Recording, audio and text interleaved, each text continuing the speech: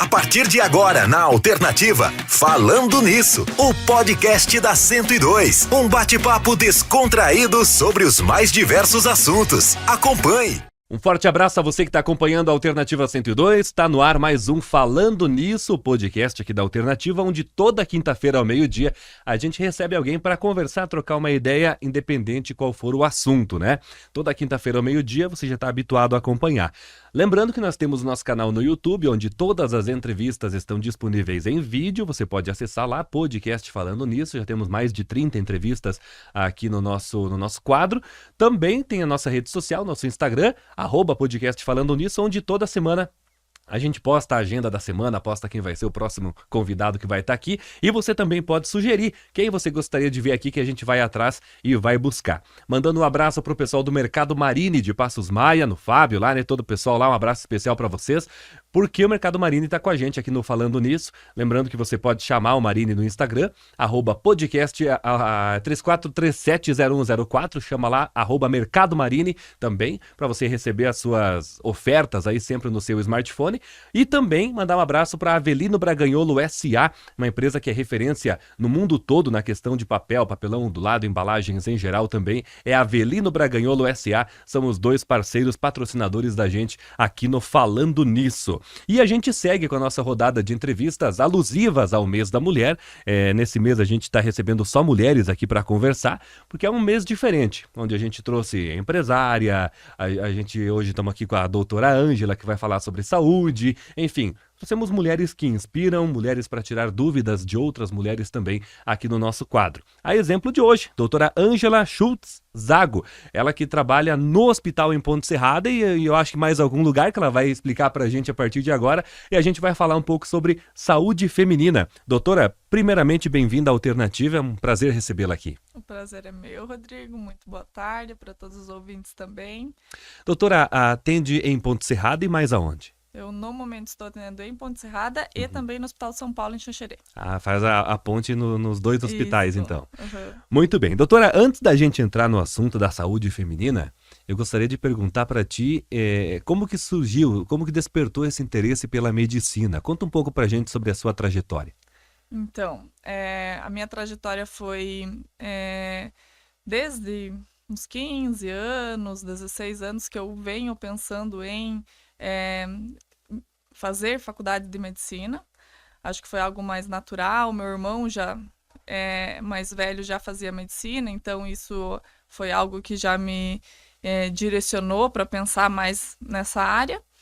Terminei o ensino médio, fui fazer cursinho, passei na UFSC em Florianópolis, fui para lá para estudar, então 6 anos de graduação de medicina. E daí depois veio a escolha da residência, né? O que fazer. Então, pensei em várias áreas de cirurgia, pensei em áreas clínicas, mas terminei caindo na ginecologia e obstetrícia, que mistura um pouco essas duas áreas, tanto clínica, consultório, quanto cirúrgica. Me apaixonei pela ginecologia e obstetrícia ao longo da residência em si. Eu entrei um pouco com um pé atrás, não sabia se era bem isso a escolha certa, mas depois me apaixonei e me encontrei muito dentro da ginecologia e obstetrícia. E hoje sou muito feliz com a especialidade que eu escolhi. Doutora, quando você entra para a medicina, então você faz a faculdade, ali que são 6 anos, depois você tem que escolher uma área para se especializar. Isso. Digamos, é obrigatório isso, não tem como parar nos 6 anos e dizer, não, agora eu vou atender daqui adiante o que vier. Se você quiser fazer clínica geral, dá para parar nos 6 anos. Para ali. Isso. Você se forma em 6 anos como clínico geral. E depois, se você quiser se especializar em alguma área específica, daí você vai para residência e escolhe o caminho que você deseja seguir mais direcionado. Agora, se você quer escolher 2 áreas, por exemplo, acho que é muita coisa daí para pensar ali, né? Tipo, eu vou... A que você escolheu, por exemplo, que a doutora escolheu. Mas eu quero também cardiologia, também eu gosto. É muita coisa daí ou não pode ou pode? Poder até pode, mas é raro você encontrar médicos que façam isso porque o tempo de estudo é muito grande. Então, são 6 anos de medicina e para fazer ginecologia e obstetrícia, por exemplo, são mais 3 anos. Se você quer fazer cardiologia, por exemplo, então são 6 anos de medicina, mais 2 anos de clínica médica e depois mais 2 anos de cardiologia. Então, são 10 anos no total. Então, acaba que o percurso é muito longo. Então, é difícil tu encontrar médicos que façam mais áreas de especialização, digamos assim. Entendi. Mas existe, às vezes, porque não gostou da primeira área de especialização, pode tentar fazer outra coisa depois. Sim. E, por exemplo, assim, você entra para a faculdade, estuda os 8 anos, e depois daí que você se forma. Aí você pode abrir uma clínica, você pode trabalhar no hospital, você pode trabalhar, participar de alguma licitação ali para a prefeitura, como que funciona? Então, são 6 anos, né, iniciais de clínica para se formar clínico geral. Você pode sim trabalhar como clínico geral, como médico do posto de saúde, fazer plantões em emergência, mas não uma área direcionada, específica, né? Então Entendi. você consegue trabalhar. Eu me formei na metade do ano de 2021 e eu comecei a residência no início de 2022. Então eu vim aqui para o Oeste de Santa Catarina e trabalhei uns 6 meses aqui como clínico geral. Fazia plantão no Hospital de Ponte Serrada, fazia plantão na porta do Hospital São Paulo, fazia plantão inclusive aqui em Faxinal também, fiz alguns legal. plantões aqui. É natural da onde? Eu sou natural do interior do Paraná, do sudoeste paranaense, Marmeleiro. Ah, tá. E essa questão de vir para cá fazer esses plantões e tal, gostou da região e pensou, não, vou voltar para lá agora para trabalhar lá daí. Sim, eu vim também por questão familiar mesmo, né? O meu noivo é natural daqui, então por ele já ter o negócio dele estabelecido aqui, ele me trouxe. Ah, então foi ele que fez o merchan da região. Vem pra cá que aqui é bom. Foi ele que fez o merchan da região. Legal. O Instituto Federal lá, que você passou no Federal lá, né? Isso. Estudar no Federal é mais difícil, é complicado de entrar, é difícil para o acesso, tem que estudar muito para conseguir a vaga. A faculdade de medicina da UFSC lá, Universidade Federal de Santa Catarina, é uma universidade bem concorrida, é uma das mais concorridas do Brasil. Foi difícil para entrar, foram 2 anos tentando para conseguir passar no vestibular. Depois, o estudo ao longo do curso é um estudo puxado, né? É estudo em tempo integral, então depois vem o internato ainda também, que é os últimos 2 anos que você fica exclusivamente 100% na prática dentro do hospital. Então, a faculdade em si, os 6 anos, ela é puxada. Mas você faz muita amizade, você... É puxada, mas dá pra levar. Dá Não é pra levar. algo tão fora, assim, tão absurdo. Dá pra levar. Sim. E alguém que está assistindo a gente agora que tem o sonho de fazer a medicina no Federal, a dica que você passa seria basicamente estudar bastante. Estudar bastante. O período, acho que o que eu mais estudei, assim, na minha vida, em questão de quantidade de horas consecutivas, foi no período pré-vestibular, para passar. Depois, você continua se mantendo num estudo contínuo, de uma intensidade alta, até porque a faculdade é em período integral, mas é mais leve fazer o curso depois. Agora, o passar é um pouco mais complexo. Sim, e depois a medicina em si também já exige, né? Muito bem, doutora, vamos passar as perguntas aqui a respeito da questão da saúde da mulher, já que nós estamos nesse mês, né? E eu separei algumas perguntas aqui. Muitas mulheres acabam deixando a própria saúde em segundo plano devido à rotina corrida, que a mulher tem uma rotina mais corrida, né, geralmente. Quais exames preventivos são essenciais e em quais fases da vida eles devem ser realizados? Nós temos basicamente 2 tipos de exames de rastreio da saúde ginecológica feminina. O que é um exame de rastreio? É um exame que você faz numa população sem nenhum sintoma, numa população saudável dentro de uma faixa etária, tentando triar as pacientes e achar possíveis sintomas ou identificar algum grau de alteração nesses exames para trazer essa paciente para uma consulta antes de ter uma doença mais grave. Então, isso seria um exame de rastreio. Nós temos 2 principais da saúde feminina, que é a mamografia e que é o exame de preventivo de colo de útero, que é o antigo chamado Papa Nicolau. Muitas pessoas chamam de Papa Nicolau, de exame de preventivo ou colpocitologia oncótica. são todos sinônimos. Então, esses são basicamente os 2 exames de rastreio da saúde ginecológica feminina. Esses exames, por exemplo, do preventivo, do Papa Nicolau, eles devem ser feitos acima de 25 anos, até 65 anos, mais ou menos, de vida da mulher. E a gente tenta descobrir com esses exames de rastreio alterações celulares, alterações na histologia ali do colo do útero, que sejam precursoras de um câncer de colo de útero. Então, a gente tenta identificar algumas alterações precursoras, prévias, alguns sinais, para a gente conseguir tratar essa mulher antes de se desenvolver um câncer de colo de útero, por exemplo. Já a mamografia, a gente costuma indicar para as pacientes acima de 40 anos, para fazer mamografia mesmo. O ultrassom não substitui a mamografia. Muitas mulheres perguntam, doutora, mas a mamografia dói para fazer, porque tem que apertar o seio. Não dá para fazer um ultrassom? Infelizmente não dá. O ultrassom de mamas não é um exame de rastreio, é a mamografia, que é o exame que demonstrou diminuição de morbimortalidade, e realmente ser um exame que identifica precocemente o câncer de mama. Então, não tem jeito, tem que fazer uma mamografia mesmo, a partir dos 40 anos, uma vez por ano. Algumas populações de risco, essa faixa etária ela pode mudar. Por exemplo, se você tem um familiar próximo, um familiar de primeiro grau, mãe ou irmã, que tenha tido câncer de mama antes dos 40 anos, por exemplo, minha mãe teve câncer de mama com 38 anos. Eu começo a investigar com 10 anos antes da minha familiar que teve o câncer mais jovem. Entendi. Teve uma irmã que teve câncer de mama com 43 anos. Então, você deve começar a sua investigação com 33. Porque até eu ia questionar, doutor, o seguinte: ano passado, no mês do Outubro Rosa, nós recebemos aqui mulheres que já tinham passado pelo câncer e mulheres que estavam passando naquele período, né? E foi comentada essa questão a partir dos 40 anos, mas não significa que antes não possa acontecer também, né? Exatamente. O que eu sempre recomendo? Desde que a mulher menstruou pela primeira vez, ou até antes disso, ela deve passar por uma consulta ginecológica de rotina, de preferência uma vez por ano. Até para a gente conseguir fazer um exame físico dessa mulher adequadamente.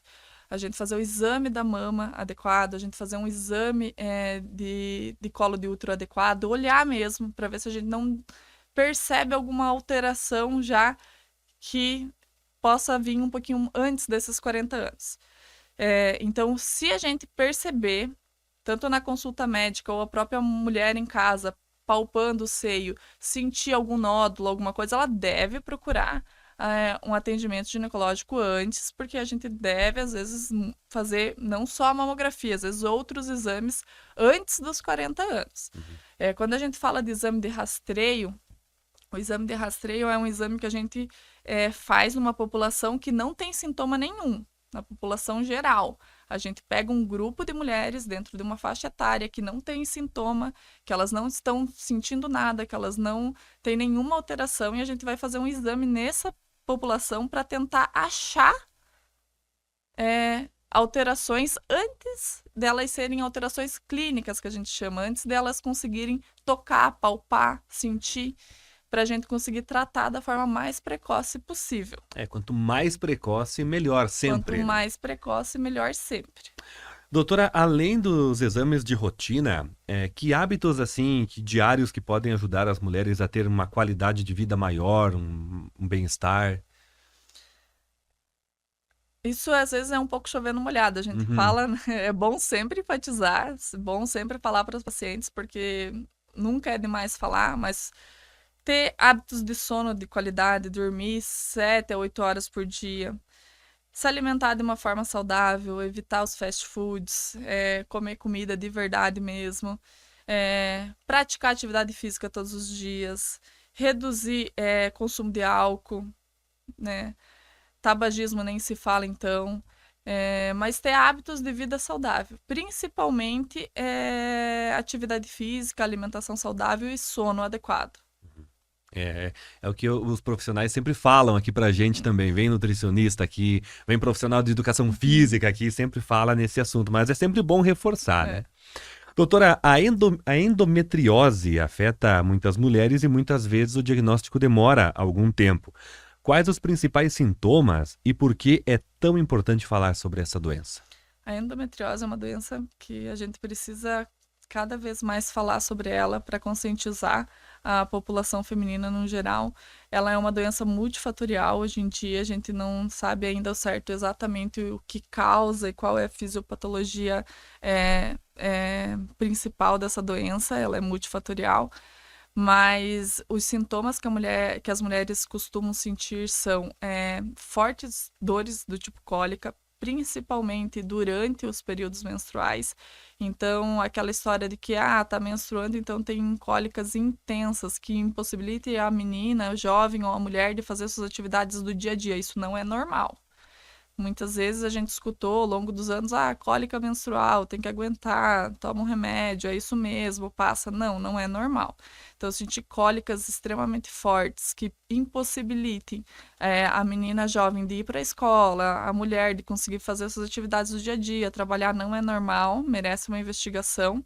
Dor para ter relação sexual, dor no abdômen inferior, sangramento vaginal muito importante, com fluxo muito alto, precisa de uma investigação.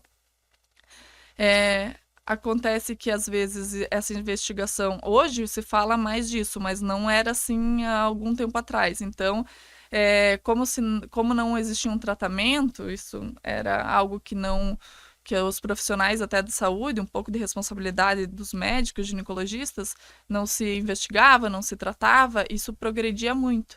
E acontece que a endometriose em si vai causando fibroses na pelve e no abdômen como um todo, e isso vai ocasionando muita dor a longo prazo da paciente.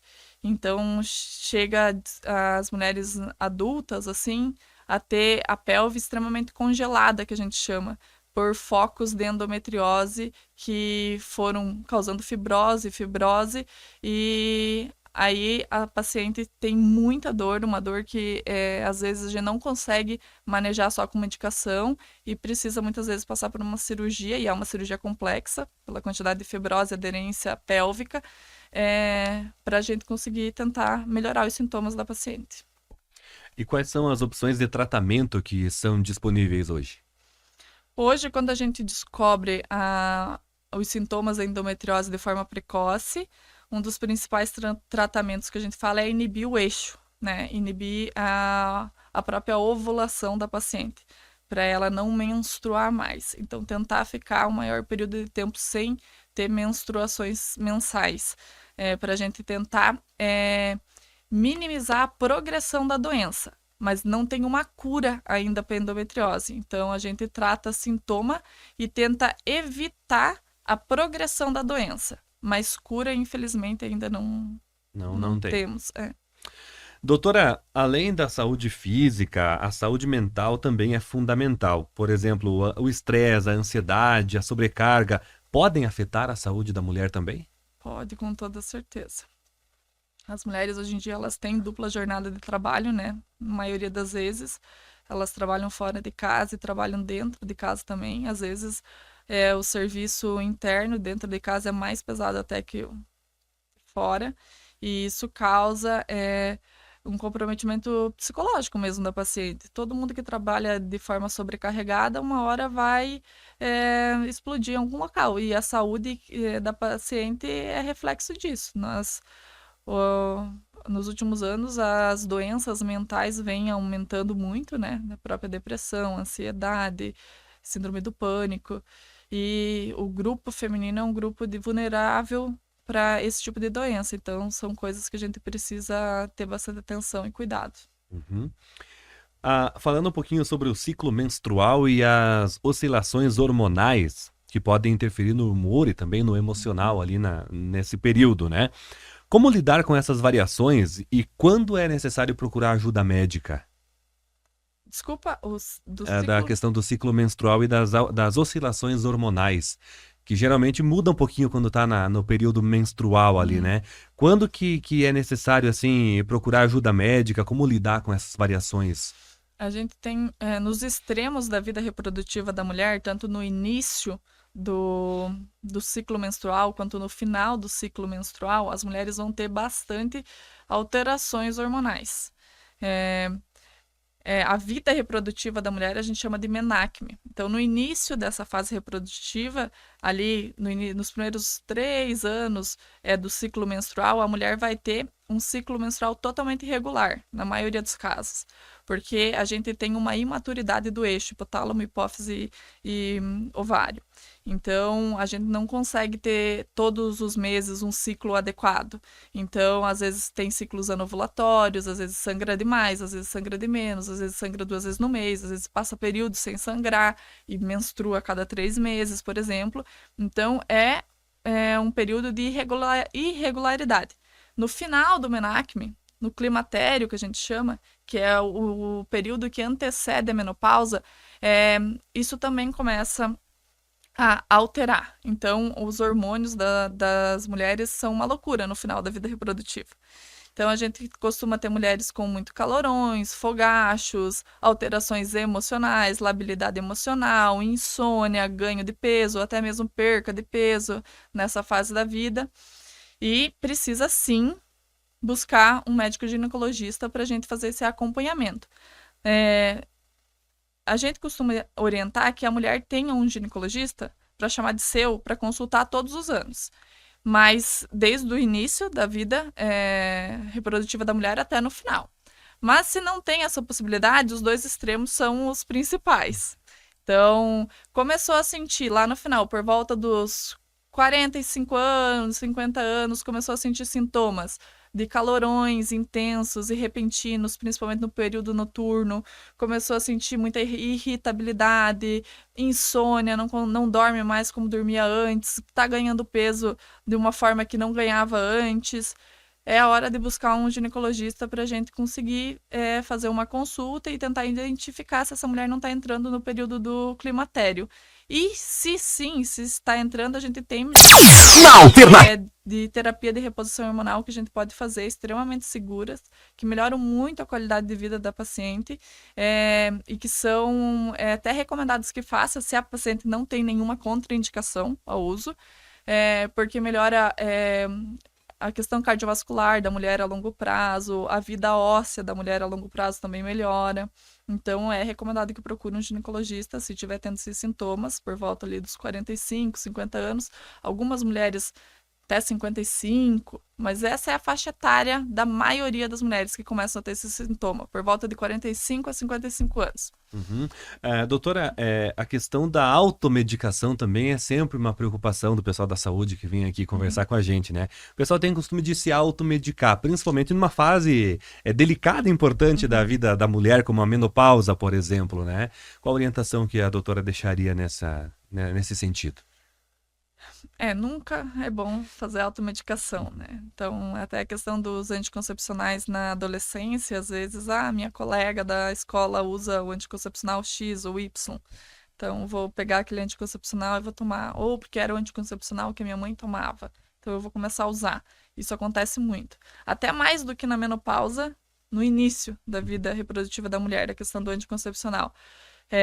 Mas vale enfatizar que tem muitas mulheres e meninas que têm contraindicações ao uso de determinados tipos de hormônio e que, por isso, necessitam de uma consulta médica antes, para o médico tentar identificar algum desses fatores que contraindique o uso de algum tipo de hormônio. Tá? E a gente consegue, sim, direcionar um melhor anticoncepcional, por exemplo, ou melhor medicação para o paciente tomar, fazendo uma consulta médica e conversando com a paciente. Uhum. Falando de anticoncepcional, o mais adequado seria qual? O comprimido, o DIU? Então, de anticoncepcional, eu costumo sempre dizer para as minhas pacientes que não existe o anticoncepcional melhor de todos. Essa é uma pergunta recorrente da paciente. Ela chega, ai, doutora, mas qual é o melhor? Sim. Não existe o melhor. Existe o mais ideal para você, que é diferente do mais ideal para mim, o mais ideal para sua mãe, para sua amiga, para sua colega. Então, depende muito do fluxo menstrual da mulher, depende muito se ela tem o hábito de tomar remédio todos os dias. Isso é uma pergunta que sempre eu peço para as pacientes, até porque minha experiência própria, eu não consigo lembrar de tomar medicação. Se eu tiver que tomar antibiótico por 7 dias, eu vou esquecer algum dia. Então, tem por causa da rotina do trabalho, porque algumas mulheres não lembram mesmo. Então, isso é uma consulta que eu costumo dizer que a consulta para a gente prescrever um anticoncepcional para uma mulher, para uma menina, uma mulher, demora mais ou menos 1 hora de consulta, para a gente conseguir entender como que é o fluxo dessa mulher, se é muito intenso, se é poucos dias, muitos dias, se ela menstrua a cada 24 dias, ou a cada 28, a cada 30 dias, por exemplo. As contraindicações de uso de alguns tipos de hormônio, se ela, como pessoa, consegue lembrar de tomar medicações todos os dias ou não, tá? Se ela prefere os chamados LARCs, hoje em dia, que são os anticoncepcionais de longa duração, são ideais também, porque a mulher não precisa lembrar de tomar todo dia. Então, eu amo prescrever eles, adoro, porque justamente o hábito de você diminui a taxa de falha, né? Eu costumo dizer que todos os anticoncepcionais têm uma taxa de falha. Mas a taxa de falha, usando adequadamente, é extremamente baixa. Por exemplo, se eu for pegar um DIU, a taxa de falha dele é menos de 1%.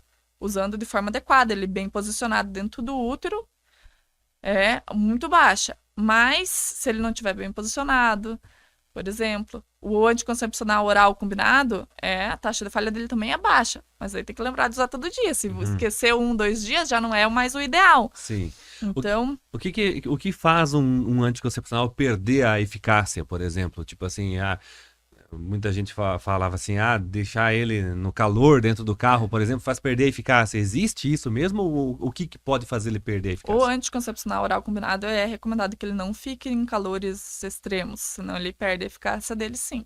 Então, ele tem que ficar num lugar arejado. Não pode deixar dentro do carro, às vezes 40 graus ali, muito tempo, ele pode perder a eficácia.